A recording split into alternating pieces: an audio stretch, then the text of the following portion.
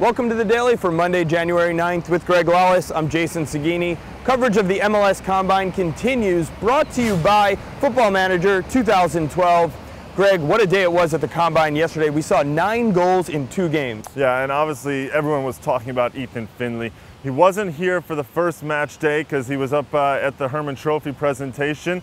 He comes down, he just jets in, lands, goes on the field, and scores a hat trick. Simple as that. He ends up leading his team to a 4-2 victory. And I think after match day 1, everyone was a little nervous about that team as to whether they really had anything on that team. But he comes in and he shows that they can. They played well, but I also think people were also talking again about Chandler Hoffman and Casey Townsend up top for their team. A combination, if you will. There was lots of combination play for them. Kellen Rowe getting involved in a pass that Casey Townsend put away very, very nicely. Yeah, Casey Townsend, the University of Maryland forward, looking to jump up the draft board on Thursday.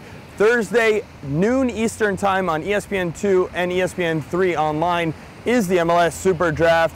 Still some time between now and then for teams to sign some players, which could affect what they need going into that draft. And we saw this morning the New England Revolution announce 2 player signings. Yeah, a couple of guys from Colombia, both of them from America de Cali. It starts with John Lozano, a center back.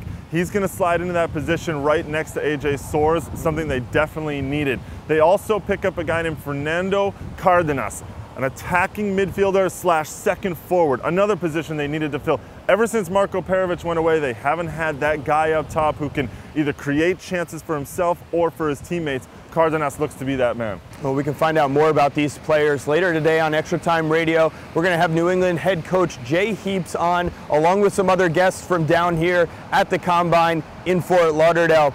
Greg, I also want to mention that later today we're going to have a special edition of the Daily Extra where we're going to take a look at the international players who are down at the Combine and eligible for the Super Draft.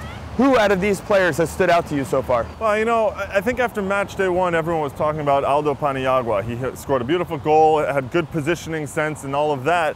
But on match day 2, it was all about Yamada. Comes over from Japan, 19-year-old kid. I spoke to him actually a little bit.